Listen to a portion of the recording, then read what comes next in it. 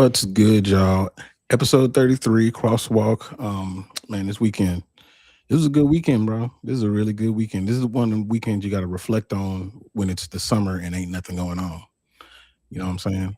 But Yeah, like it was perfect, bro. I mean, the yeah, 6 week break with no UFC finally ended, and then we got some really good NFL football. So I mean, we got a lot to touch on. I'm looking forward to it, and I know the mhm, chat is definitely looking forward to chopping it up. 100%. I'm sure they are. So we're gonna talk about UFC 4, of course. We're gonna talk about the NFL, the AFC and NFC championships, and then we're gonna preview UFC 325. So a lot to dig into. So if you're new, if you're just popping in here, or if you're watching us on the rewatch, make sure you like, subscribe, and share this out to everybody that you know, so we can get more people in here chopping it up with us. But before we dig into anything, this is episode 33, so I know you got a number 33. That's easy work.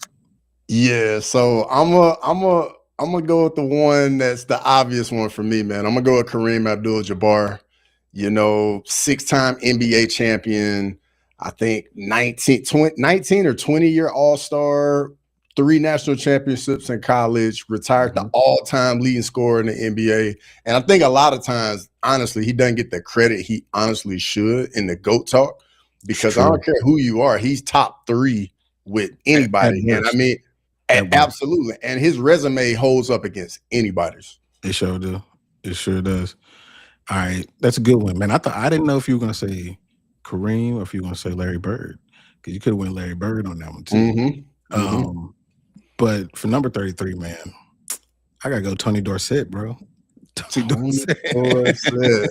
Okay, Tony Dorsett, okay. man. 99-yard touchdown. Mm-hmm. I mean, Obviously a cowboy, of course. Makes I sense. Makes sense. mean, but he a real one, man. You know what? Honestly, if I had to pick a cowboy as a starting running back for one game, I think I'd pick him over Emmett. Really? I think I would. Yeah, Man, Emmett is Mr. Cowboy, dog. he is, but I don't, man. I think that Tony was a little bit more explosive. But if somebody pick Emmett, obviously you can't go wrong with the all-time leading rusher. Mm-hmm. So Absolutely. And a but warrior too, dog. I don't know if you mhm, remember, but that playoff game where he had to separate his shoulder and like mhm, played through it, bro. Like, yeah, yeah, Emmitt Smith is a real one, dog. I actually got a chance to meet Emmitt Smith when I was yeah, a kid, bro. Like he was in the league with the Cowboys at the time, bro. I actually have a framed picture with Emmitt Smith and my mom, bro. Like for real. that's crazy. Yeah, no, Mm-hmm. I've never met the dude, but obviously, he's a legend. Mm-hmm. All right, so let's jump into UFC 324, bro. I mean, there's a first of all, before we even jump into the actual card itself, what did you think about the presentation, this being the first Paramount show? Like how it I guess came off, anything that was different from the original pay-per-views from last year. What was your take? So going into it, I was expecting there to be, some teething issues, first time jitters, all that. There were definitely things I liked. The little cold open with Brent Musburger, dog. Like it gave me those college football vibes, man. I was Yeah. already ready at that point. I think some of the things I also noticed, and like I was streaming during the event. So when you're streaming Mhm. and you're interacting with the fellows on the chat and and the chat, you miss out on a lot of it. And I Yeah. think the biggest thing I was seeing from the chat was just the ads and the pacing. Those are like the biggest 2 things like you kept seeing from people. Yeah. The pacing was rough, but I guess I need more information to know if it was because of the change in the way that they broadcast it, or if it was due to them missing so many fights. I think it was what, Mm-hmm. 4 fights that were off the card. Like, it's a lot of fights to make up for, so there's a lot of downtime and all that. So, but yeah, all in all, I mean, I think it was cool. There weren't too many crazy problems. I mean, there was mistakes. There were mistakes during the broadcast for sure. Like at the very beginning, they were showing the wrong fighter while Bruce was Mm-hmm. introducing them. So Mm-hmm. mistakes here and there, but all in all, I mean, I think you asked me to grade it, man. I give it a B plus. I give it a B plus. Okay. It's passing. It was good. It was good. Yeah, but I mean, as far as the way things are going, what do you anticipate being different, like going into 325 as far as like the way that they broadcast? Anything different or? So I think the pacing will be better, especially if like the card holds together. Cause just like you saying, they had to eat up a lot of just dead space. Yeah. Also, I think they're gonna get a lot of feedback from the community and the audience, and they're probably gonna try and make some changes like on the fly for sure. But I mean, the fact we got another numbered card the following week is Yeah. crazy. So I'm definitely here for that. Yeah. Yeah. Before we jump into this thing, do you see this in the chat? I do. I think his name is Omerto. He said, "Why does dude at the bottom look like Tony Hawk?" I gotta be honest, I've never gotten Tony Hawk before. That's a new one. Tony Hawk is the whitest of the white. No, exactly. No. Like what? And of course, Grimy come in and says Black Tony Hawk. Tony Hawk, dog. Yeah, and then what Tahunga said is that bald head Snoop. You know what I'm saying? Like that's the usual one right there. That's the usual one. He said, "Nah, regular Tony Hawk." Like, you tripping? Tripping, bro. All right, so let's start at the top of the card, bro. Justin Gaethje does kind of what we talked about, what we thought he was going to do. According to the pick sheets, I think it was us two and maybe one other person that went with Justin Gaethje, which I didn't even understand why he was that big of an underdog, to be honest. Same. But what did you take away from that fight? Really just what we talked about. So going into it, obviously we all knew Paddy Pimblett, very dangerous grappler. But just like I was telling you, man, I thought he was going to have an issue actually getting the fight to the ground. And that's exactly how it played out, man. Like Justin Gaethje's takedown defense was very under control. And even when it looked like Paddy was close to getting the takedown, Gaethje would do what he needed to do, get that space, and just shut it all the way down. And then he had he did something else with that front headlock, and he would pretty much just pull Paddy to the ground and then just get some ground and pound in. And man, Justin Gaethje, bro, like he's just calm in the chaos, and you just could see he didn't respect Paddy Pimblett's power at all. Because Paddy Pimblett was landing in the fight. It's just Gaethje was just walking through it. And the power difference was really the biggest thing for me. And then shout out to you, respect to making the walk in the chat. You said Gaethje wasn't going to throw too many leg kicks. And brother, you was spot on. So salute to you on that for calling that one. People were looking a little questionable in the chat last week. My man knows balls. But yeah, that's pretty much what I got in the main event. Yeah, man. Well, one, Paddy, super tough, and apparently, like we were saying before, like Scousers, maybe they don't get knocked out, but they do get knocked down. And he got knocked down a few times, and his face looked like Martin on that one episode where he got beat up by Tommy Hearns. Yeah. But yeah, bro, like it went exactly how I thought it was going to look. Now, what I will say, and this is kind of shout out to UFC Locke Vincent. Gaethje didn't show me anything in there that makes me think that he has any shot against Ilya. 100%. It showed me that he's still a warrior, and at 37, he can still beat the majority of the division. That's what it showed me. But Ilya is on another level, and that didn't change my mind at all. But what did you think about Paddy, though, leaving this fight? So leaving the fight with Paddy Pimblett, like the guy's tough. I didn't know he was that tough going in. And I think this fight exposed like some of his issues in his game where he needs to work. He's got to clean up the striking. Like this dude is very wild, flings his elbows out, and Gaethje could just see the strikes coming. And yeah, that's my biggest thing. And then like that right straight, he would throw it, wouldn't be straight. It would be like a slap pretty much coming down. Yeah. And I think that's going to be the biggest thing for Paddy Pimblett, like the footwork and just his technical striking. He's got to make some improvements there. Yeah, I agree. One, I definitely think that he belongs fighting at the top of the division. I don't think it's a fluke that he's up here. But that being said, like you said, he has a lot of holes that the top tier fighters are going to expose. And if he's not able to get somebody down, it makes him a little bit easier to fight against. That being said, that uppercut was landing. That uppercut was very dangerous. So he's And got the some knee tools. too. The knee too. Yeah, the knee too. So he's got some tools. He's definitely got some tools. So for me, his stock didn't go down. For me, I think that he fights another top tier opponent, and we'll see where he really is. But yeah, for Gaethje, I mean, there's only one fight after this that he really needs, and that will probably be his funeral, unfortunately. But he did show he still belongs at the top tier.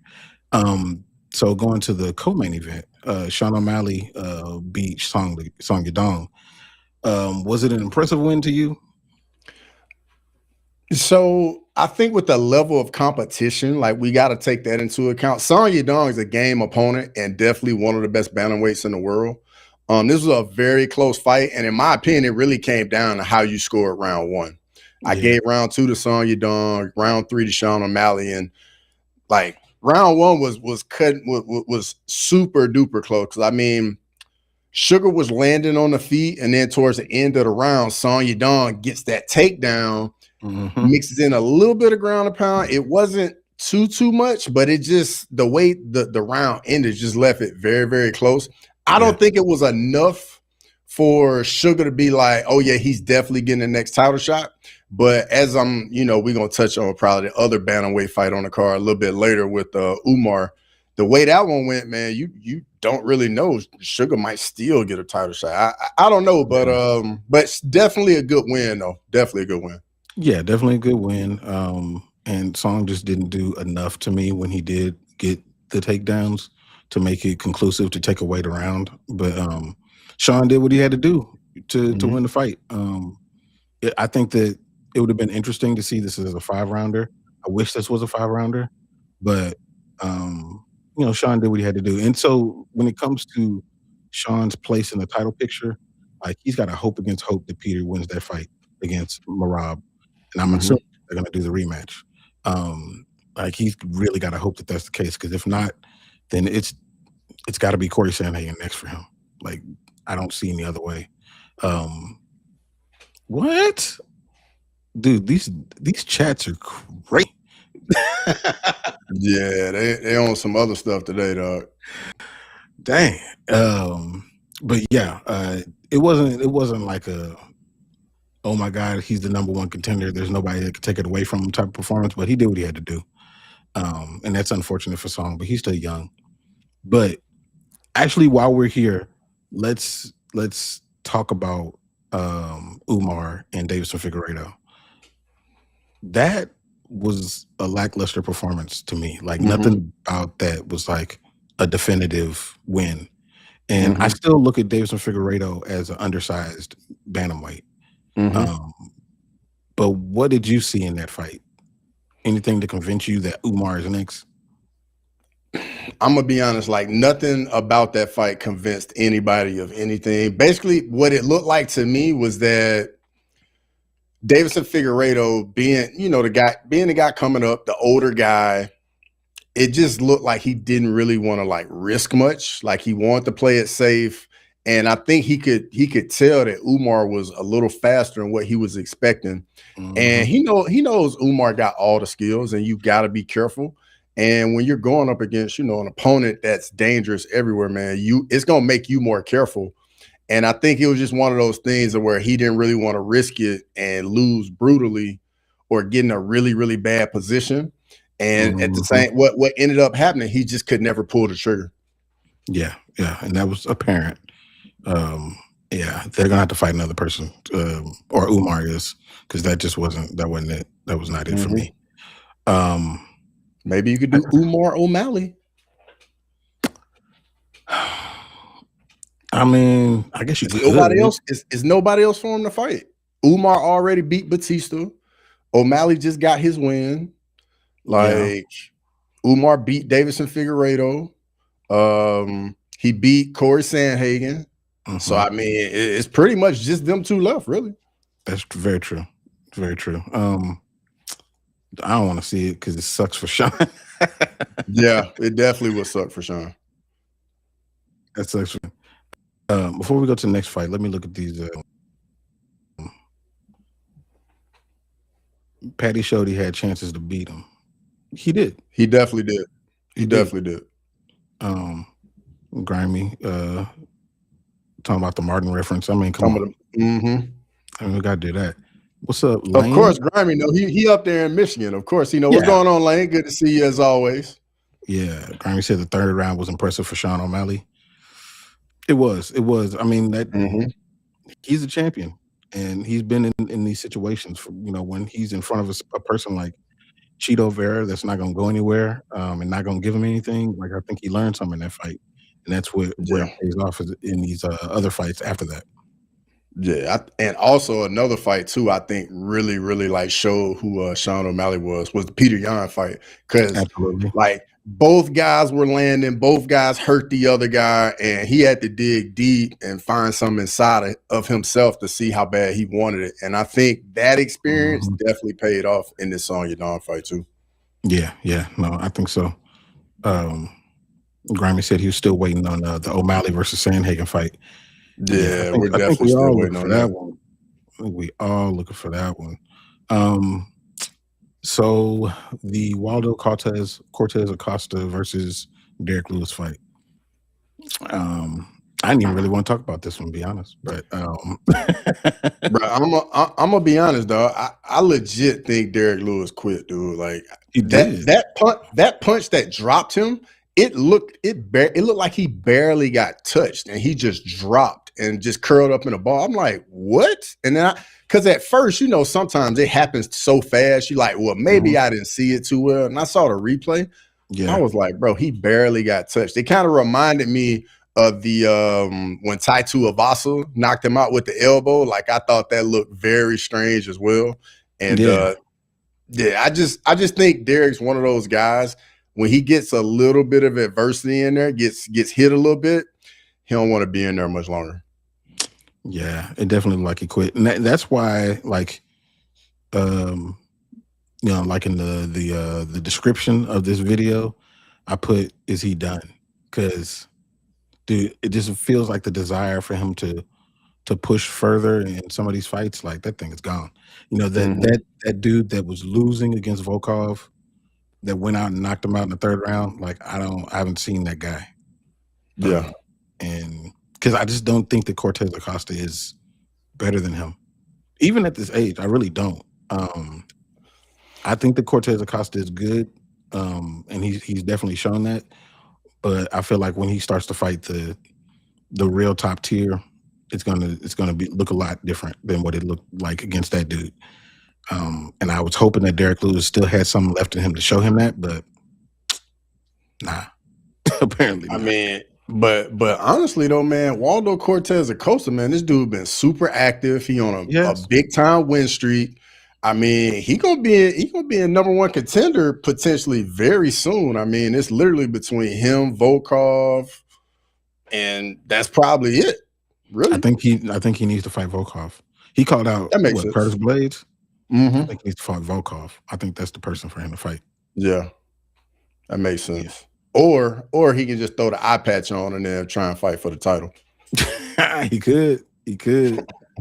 I don't think Tom's gonna be fighting for a while.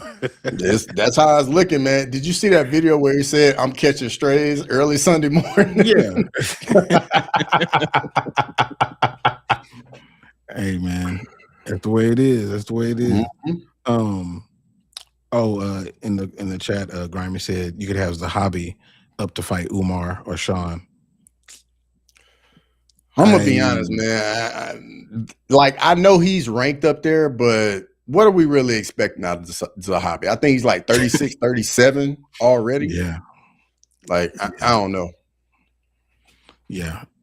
To me, him and like Jasmine Jasdovicius, who I feel like they're in the same boat where they're really good, but they're also further along in their careers where it's like everything needs to fall right for them to make it work. I just don't think it's going to happen. And they don't have anything that's devastating enough to get them over the hump. Like, they got to go and fight 15 or 25 perfect minutes to win. And whereas you got other fighters who can fight terrible for 10 minutes, but they got some equalizer that can flip it, and they just don't have that. And so Like, I just feel like when they fight the upper echelon, we already seen it with Jasmine, when they fight the upper echelon, like, bad things happen to him. And I think that Zahabi is primed to be a person that gets knocked out when he fights somebody at the top tier. Yeah, that definitely makes sense. Yeah. What is Grammy talking about? He said, talking about Adam 22. Yeah. Grimy. What they said about that was his wife lasted longer than he did. that dude's never gonna leave that down. He's never gonna leave that down. Bro, the dude beat him up, and then that's just wild. That's just wild to me. Dude, he go to church and people be talking about that. Nah, he's in a bad situation. All right. Anything else you want to talk about for UFC 324? We can touch on maybe Arnold Allen, Gene Silva. Oh, good Lord, I forgot about that fight. Atiba Gaethje we can touch on as well. I feel like it's a little bit we still can touch on because I know with the Arnold Allen Gene Silva fight, Dude, man. To me, that fight was so competitive, and I feel like Arnold Allen's fights, when he fights these high level guys, it's literally like razor close. Like it's super competitive. Both guys are landing. And I think Arnold Allen, where he goes wrong in these big time matchups is I think his output is just a little too low. Like I feel like if he just put a little bit more out there, he would probably like sneak or get around here and there where he'll lose that round and then lose like a razor close decision. But phenomenal fight though. And when Silva got on his back, bro, and jumped off, I was like, this dude is wild. Nah, he's nuts, dude. Did you see Max Holloway's his reaction to it? That you couldn't even understand what that man was saying. Like he couldn't believe what he saw. Like it was nuts. Yeah, and I saw Silver Surfer meme. Yep. The Silver Surfer. I've seen all that. The skateboard, the one that Jordan posted. Yep. All that was crazy. But Jean Silva, he showed that he could win a decision. It doesn't have to be all or nothing for him. That's for sure. And Arnold Allen, man, his strength of schedule is so nuts, dude. Like the fact that he fought the Max Holloways, the Jean Silvas, and people like that on that level. He's coming up short, but dude, he's right there with him, and it sucks. It's kind of where Song Yadong might find himself in certain instances. Fighting the top of tier of the division and just falling short. But that being said, John Silva, man, he's a superstar. I think that he deserves a big name coming up next. I don't know who that's going to be, but I mean, I still feel like he's one fight away from being in a title. If he go and destroy somebody, dude, they like him too much, man. They put him right on. True. They definitely like him. Yeah. So, who else did you bring up? Oh, the Natalia Silva. Bro, we ain't got to touch on that. We can scoot right past that. Dude, I am such a person who's pro women's MMA, but man, look, that fight right there, that wasn't what it was, man. I'm glad that they didn't opt to.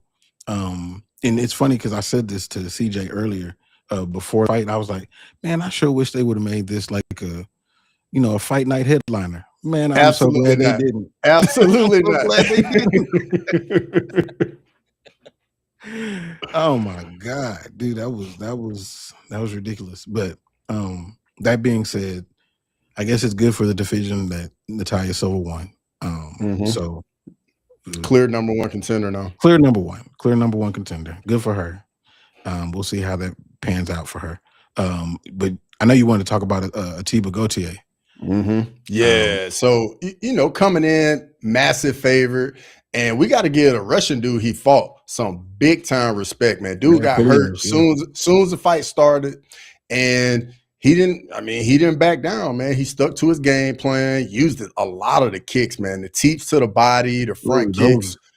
I know how you love teeps, but yeah, bro, they were really good, and they were giving Gauthier, some problems like had him bleeding, and gave him a really tough fight. And I think it's really gonna help Gauthier, get that experience getting in there when he can hit guys and they can eat his shot, and he don't get easy finishes like that. And I think it's gonna be good for him in the long run. Yeah, 100%. And like he's probably going to focus a lot on his footwork, being able to cut off the cage, because Puliev kept on escaping out the back door. You know what I'm saying? Like just as soon as Atiba Gauthier tried to corner him on the fence, he left the opening and he just go out to the side, blast a double a body kick, and keep it moving. So, but you know, to be able to win and still learn, that's definitely a blessing for him. So we'll see how he goes in the next fight. I think he's going to be even better I mean, it's not a loss, but for being able to learn inside the octagon. That doesn't happen all the time. There was another fight that you mentioned too that I forgot. I mean, we can definitely get into the NFL stuff. We can definitely get into that. I think that might be good for UFC 324. Oh yeah, man. One more thing. Shout out to Charles Johnson, Marty B. Things didn't go well, but definitely know that they're gonna return and they'll be the Marty B one, man, really sucked because he got knocked out right at the buzzer, man. That was terrible. That was terrible. Bro, the Charles Johnson one was brutal too, bro. Like he got hurt and you could see it, bro. He was trying like, hey, like let me buy myself a little time, let me keep him at range. And man, Perret he couldn't miss him, bro. Like every time he would throw, he'd just catch him on the chin, man. He just get rocked time and time again. And then when the fight was stopped, man, he had no idea the ref had already stopped the fight. Yeah, that one was disappointing. That was sad. And everybody, you know, in the contest picked them too. It was crazy. Yeah. But that's the way it goes. That's a fight game. All right, let's dig into some NFL, man. So I know you streamed, man. You streamed during the Patriots Broncos. Yeah. We talk about that one first, man. That it was in the snow, and it's understood that you know the element's going to cause some sloppy and weird football, but that was a rough watch. Yeah, it was a rough watch. I mean, honestly, man, the defense really showed up, and then later in the game, once the elements started showing up and all the snow started coming down, you already knew what time points were going to come at a premium. And honestly, in both games, man, I think special teams really maybe not decided the game, but the special teams play was huge because Denver had that fourth down call in the first half where they go for it and they should have took their 3 points because that early in the game, like the field goal, the ground was okay, field goal kicking was still okay. They would have had those 3 points and they end up ultimately losing the game 10-7. But I mean, offensively, you can't really say anything about either team. I mean, Drake Maye was 10-21 for 86 yards. Stidham was 17-31 for 133. The Pats ended up running the ball. They ran it for 141. But it was just one of those old school bad weather football games. Like, let's see who can get this win.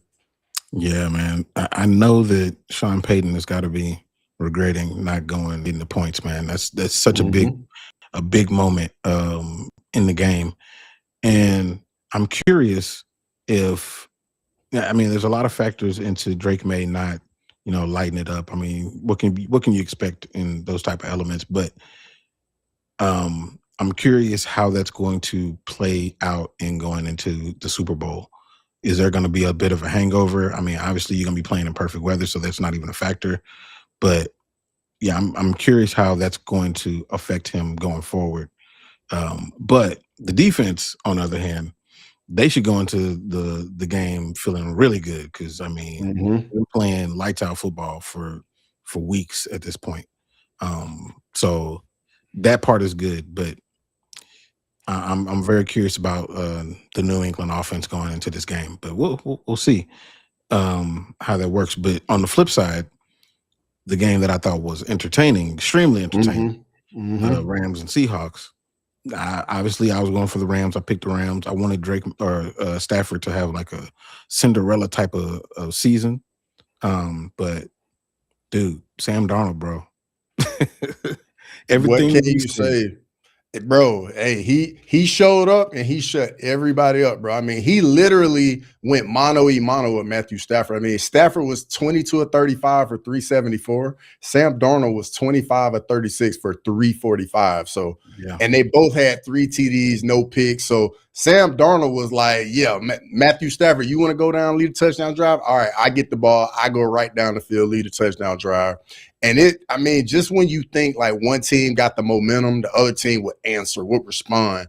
And it just was, it was kind of like a fight, man. Like this dude to land, the other side of land. And it just was back and forth, back and forth. And ultimately, the game came down to a special teams play in that muff punt. And it ended up being a difference in the game. You know, Seattle recovers that, goes in for the touchdown, and that literally is the difference. Oh, and then on top of it, the Rams not taking the points as well. They went for it on 4th down. Their second to last drive would have cut it to a 1-point game. And, you know, maybe you can get a really long field goal. You got a chance to win it, but then you're down 4.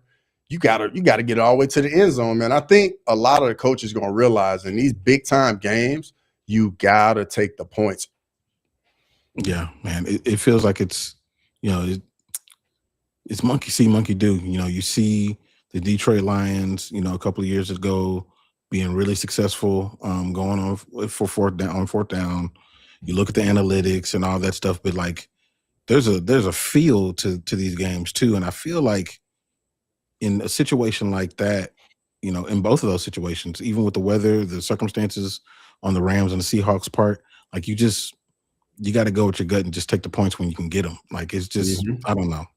It's always going to be a way to second guess it afterwards, but I don't know. It just seemed very obvious to me. But and then the special teams, like you said, bro, like to be able to muff that punt at that point in time, like I don't know what he was thinking in that one. Like that one was pretty bad. That was pretty bad.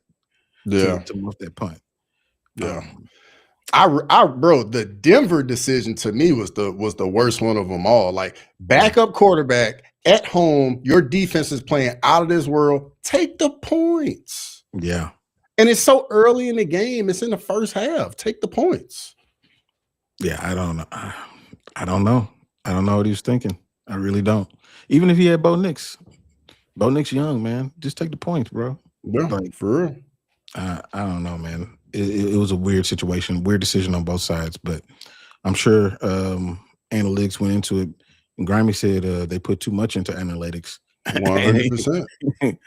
Now it don't show in here, but he capitalized the ANAL. So, what's up, Daniel? And Chrissy, good to see you as well. I know I missed that a while back. Yeah. And Meth Drinker, of course, he hits on the if Snoop was bald, man, right on time. Man, it's it never ends, bro.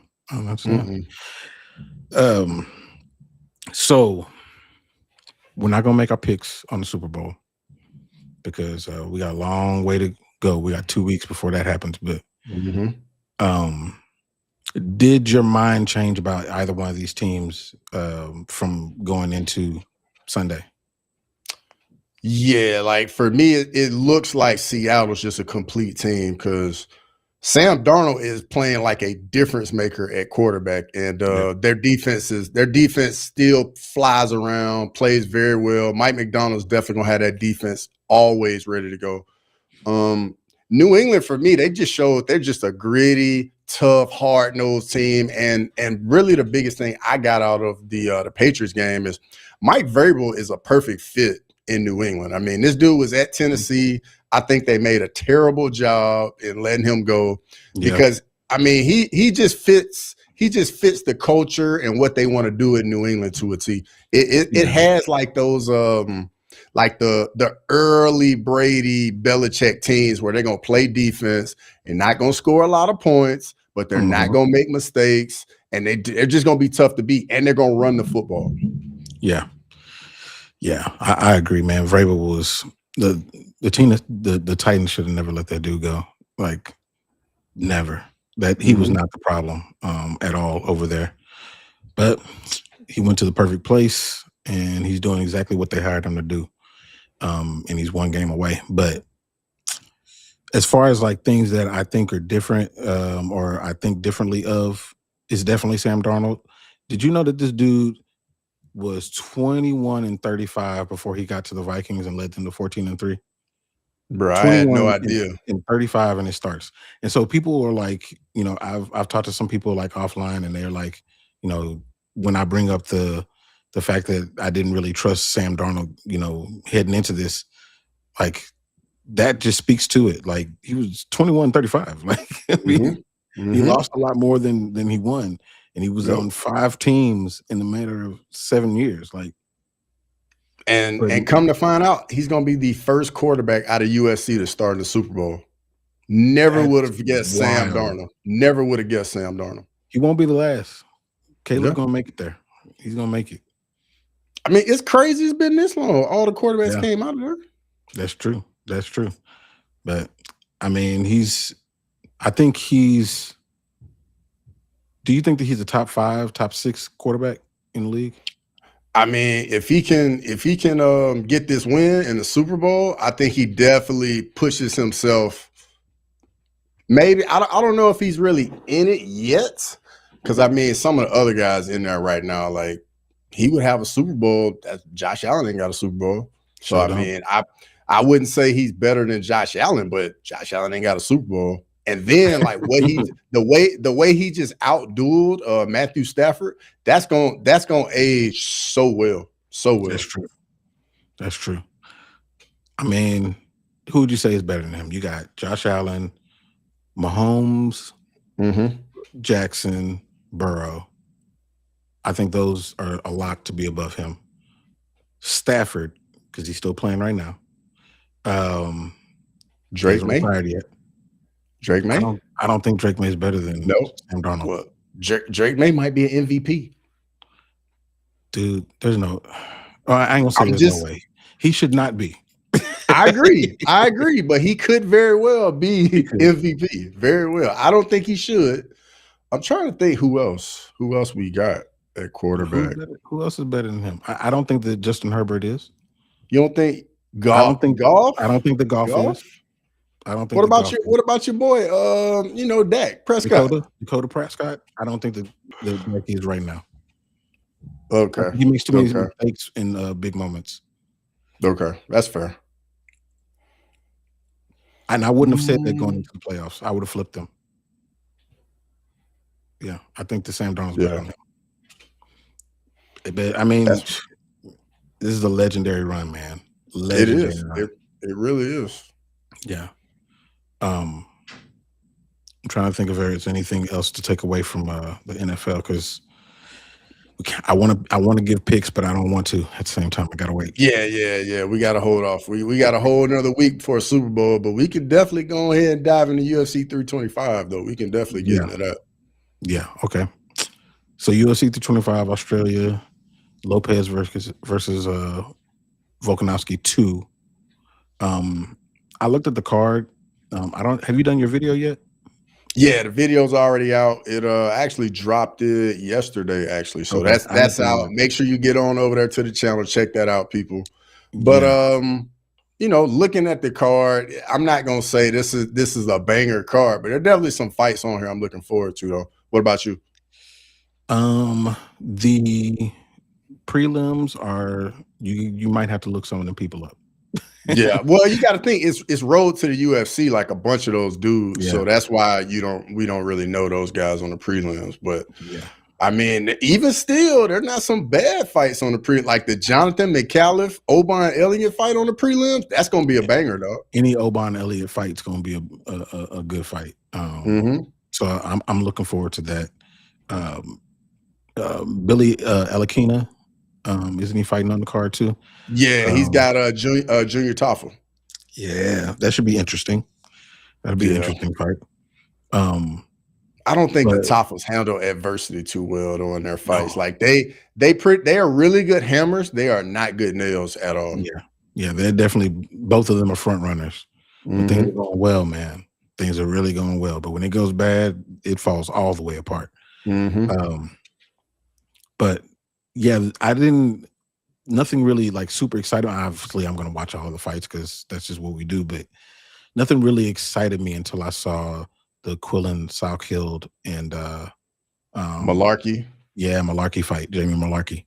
Yeah, That one I'm looking forward. Bro, they sending Malarkey in there to be a sacrificial lamb, dog. Right. Because I think he's taking it on short notice too. I talk about Arnold's strength schedule. Malarkey done fought some killers. For real. Yeah. For real. But yeah, I'm pretty sure he's taking this on maybe not like super duper short notice, but I think something happened with Salkhild's original opponent, and then they threw Malarkey in there. But man, yeah, you ain't lied, man. Matter of fact, I'll pull it up right now and look at just some of the dudes this dude that been in there with. Let's see, man. Mauricio Houfi, Nakbarat Hakbaras, Muhammad Naimov, Francisco, Jalen Turner, Michael Johnson. Dude, I'm telling you. Yeah, that's rough. Nah, he's fighting some really difficult dudes. And he's good. Malarkey is good. But you can't really tell because he just in there with dude and they end up beating him up. Yeah, and bad too. Oh, man, like it's embarrassing. But like I don't know. I mean, I think he'll give a good accounting of himself in this fight. But I just think the Salkhild is different, man. I think that dude should be fighting to get into the top 15. Like I think he's that good. I really do.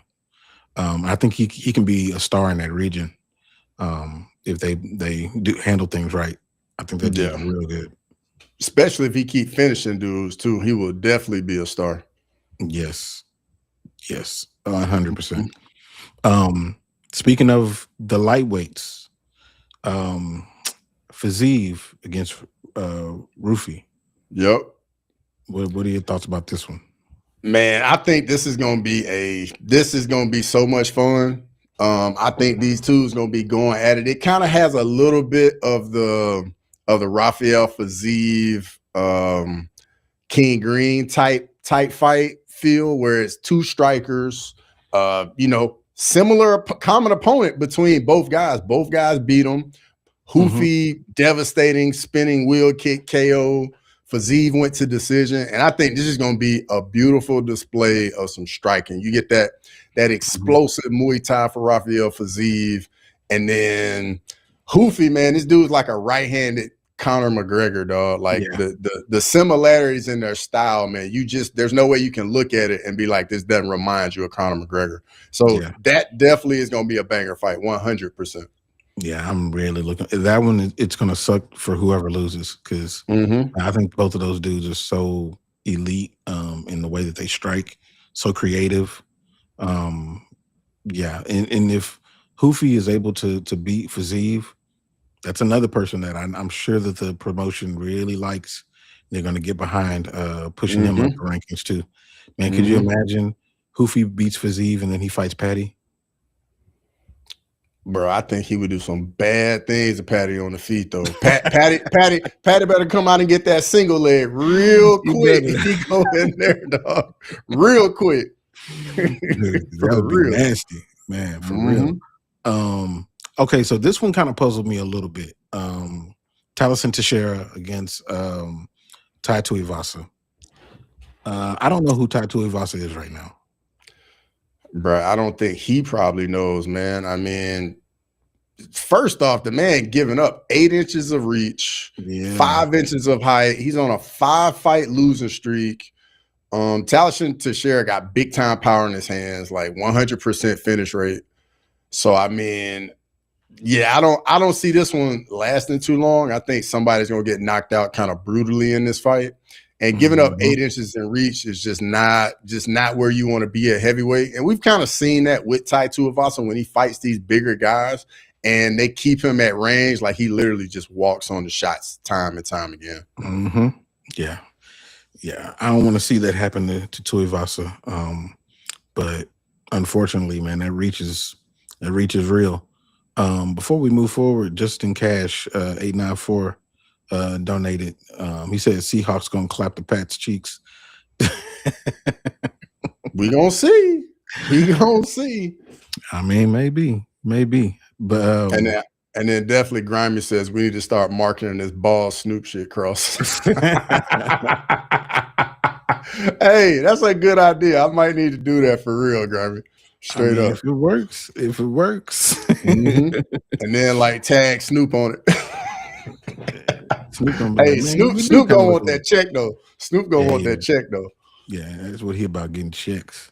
Bro, you remember when Snoop did that whole thing where he tweeted about like I'm giving up smoke, and and like the whole internet went crazy, and then the very next day he came out with like a little fire pit type thing with no smoke. I said, man, solo things. Yeah, bro, I was like, this is expert level marketing right here, dog. It is. He knew what he doing, man. He didn't figured it out, man. He didn't figured out the game. He figured out how to be himself, but still be able to be marketable to make all his money. Like it's how he's doing it. I don't know how he did it. So back to the card. Dan Hooker against BSD. Like this got to be the #1 contender fight for the BMF belt. I know one thing, it's going to be a lot of violence in this fight. And if BSD is smart, he should definitely rinse and repeat what Arman Tsarukyan did to Dan Hooker. He should not try and keep this fight standing on the feet.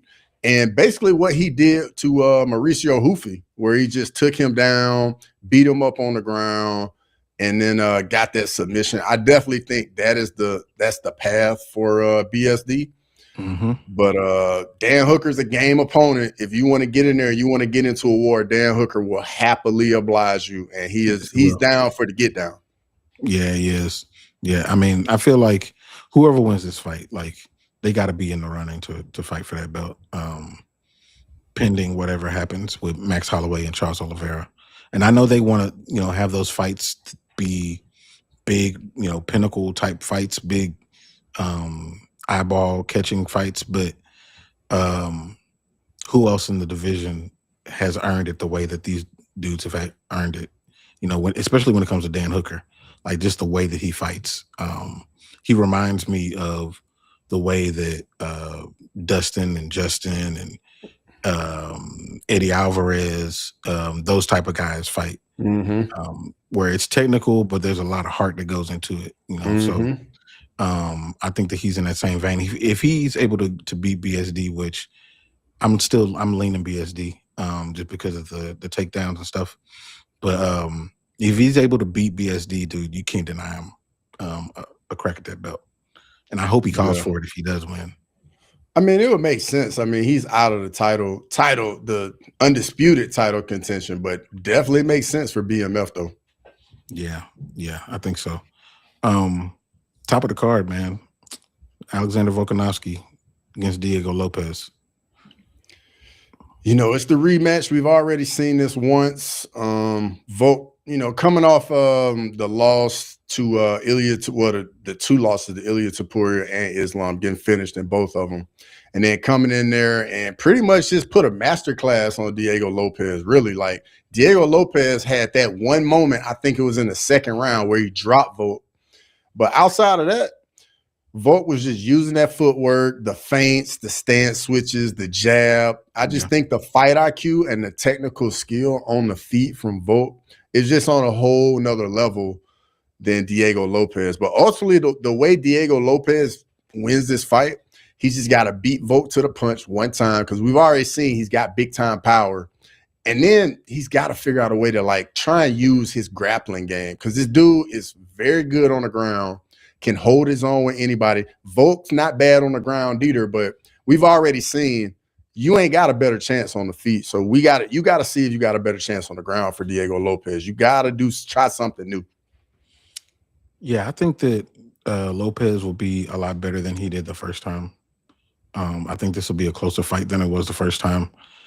But I just think that Volk is just too smart. And he's got enough physical tools still left that he's just able to get out of the way of the big shots. And he does enough to get a decision. That being said, if Lopez does win, though, what do you think that Volk will do? If Volk loses, I think this year is the last year of Volk. regardless what happens in the fight. But I do think if he were to lose, that this could be it.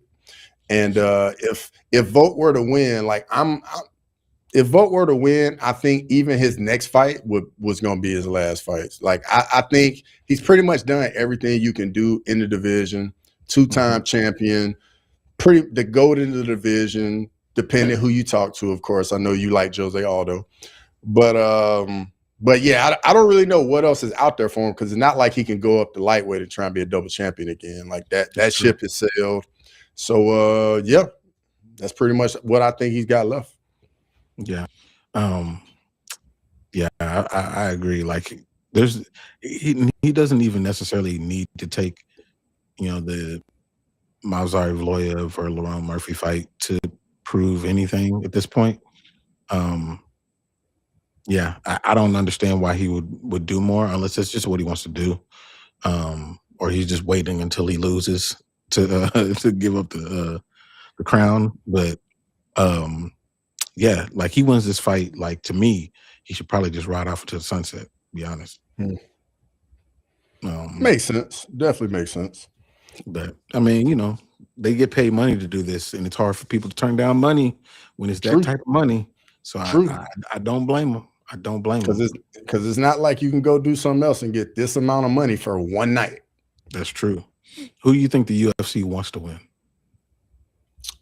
I think the UFC wants Diego Lopez to win, just so the division can replenish, because you can see that's pretty much what's about to happen. Like, Volk's about to be done. Max Holloway's not here anymore. Ilya Topuria is not here anymore. So literally, like, we're going to see who's going to take the featherweight division to the next chapter, whether that's Lerone Murphy, Movsar Evloev, Diego Lopez, or even Gene Silva. So I mean, this division's at a turning point right now. Mm-hmm. Yep, I agree. Okay, so do we miss any fights on 325? I think that was. Yeah, that was everything. The good fights, the ones that we know. Yeah, just like you said, the good fights and the ones we know. Unless you wanted to touch on, like, nah, you don't. I mean, maybe you want to touch on Torres Finney, Jacob Malkoun. Oh, you talking about shoulders? Oh man, he's always going to be a sideshow a little bit, man. I think. Yeah, and that's unfortunate, because I think he works really hard. He worked really hard to get where he is. Was he undisputed middleweight champion of the Contender Series? Three, I think 2 title defenses on the Contender Series. Yeah, man, but I think that he's just got to do something that shows that he's different from these other fighters, because I feel like he just keeps on eking by with wins. Like, he's got to be destructive in order for it to really impress people and for people to remember his name. And I don't think this is the matchup for it. I think this is going to be grappling, and more grappling, because Malkoun, that's all he wants to do is grapple. Yeah. Torres Finney, since he's been in the UFC, all he has done is pretty much just laid and prayed on guys. So really, it's going to come down to who gets the first takedown, who gets on top. Because I don't see Torres Finney, if he gets taken down, I don't see him getting up back to his feet against Malkoun. And Malkoun might not be able to get up to his feet if Torres Finney takes him down. So I think we're going to see a lot of grappling in that fight. Loser goes to PFL. Before we get out of here, man, I had a question for you. All right. And this came up. I was talking to one of my homeboys, and we were just talking about just sports in general and how difficult it is to do certain things or whatever. And so the question was, what's more impressive? Being part of the 40-40 club, that's 40 home runs, 40 stolen bases. Being part of the 50-40-90 club, so shooting 50% from the field, 40% from 3, 90% from the line, or running for 2,000 yards in the NFL.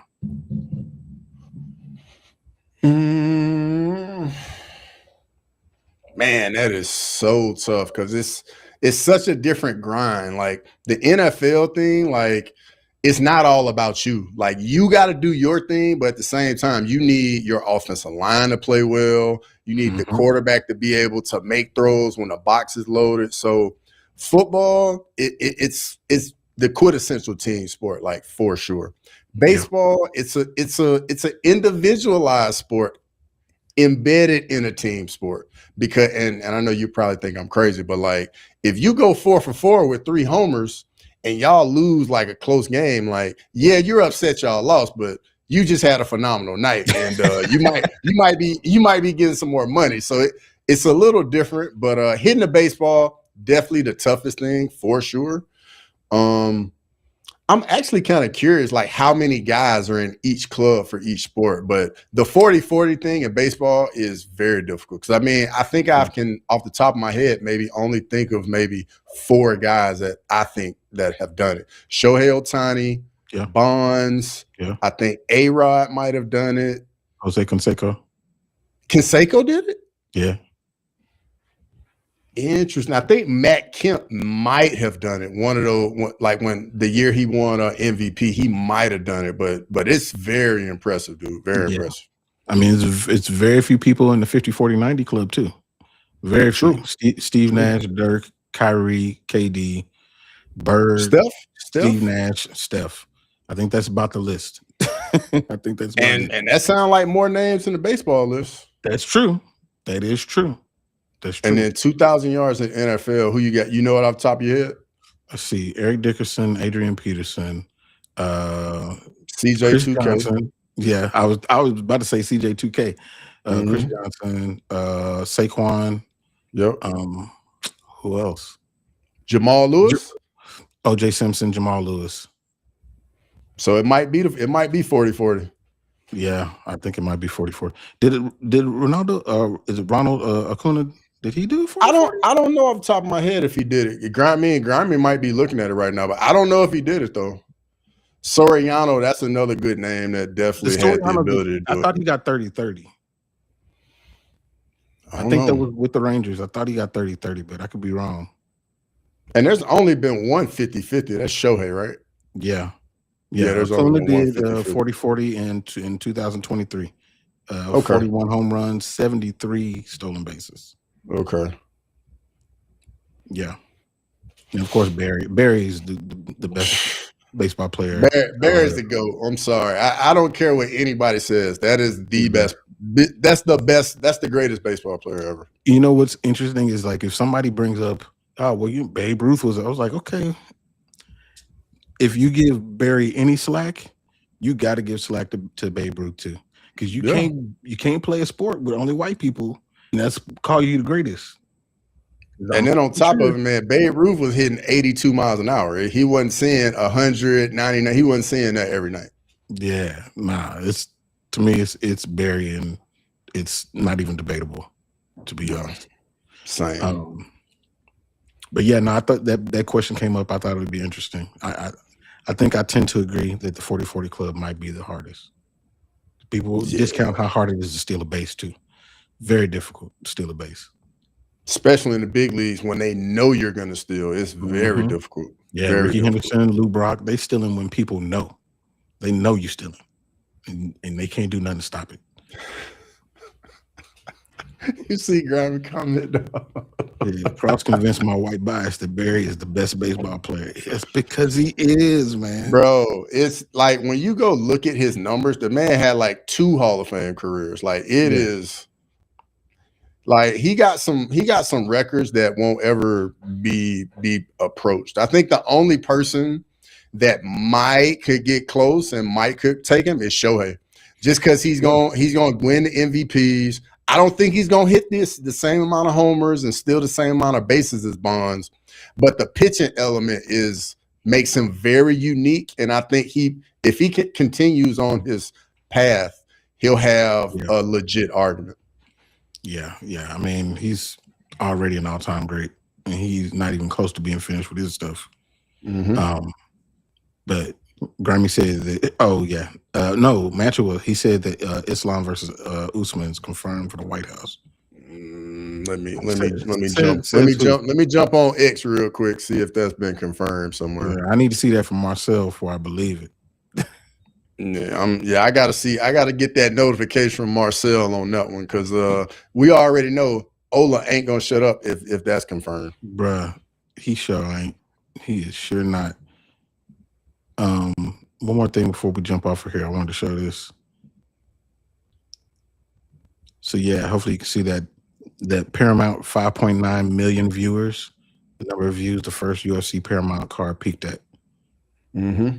That's phenomenal, man. Like when I was streaming, man, so many people were texting me about it, saying that like Paramount is just putting it everywhere, and like people that don't even watch fighting like put it on, went to watch parts just because they just did a good job with the marketing. Yeah, so hopefully that continues and it gets even bigger. I'm definitely hoping that works out for them. But yeah, before we jump out of here, man, anything you want to let people know about? I know you got the preview up and running. Yeah, so my UFC 325's video is up. Make sure you go on over there, check that out. Like, comment, subscribe on it. And just got the live streams going. Got this one. We'll be doing another main card watch along on Saturday for UFC 325. So make sure you pull up for that. I may or may not do a stream on Friday, like maybe for like a regional fight card. We'll see. Just got to play that one by ear, but definitely UFC 325. Yep. And any of y'all that haven't jumped on the Making the Walk channel to check out the top 26 for 2026, make sure y'all go check that out. Let us know how much you agree with me for the top 26 that I made. I definitely sure appreciate that. But yeah, until next time, we will holler at y'all boys for episode 34. Stay warm. I know it's crazy out there, so make sure y'all stay warm and stay safe. You too, brother. Peace.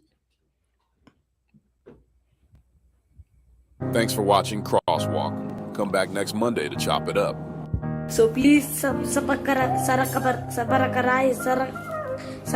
whatever.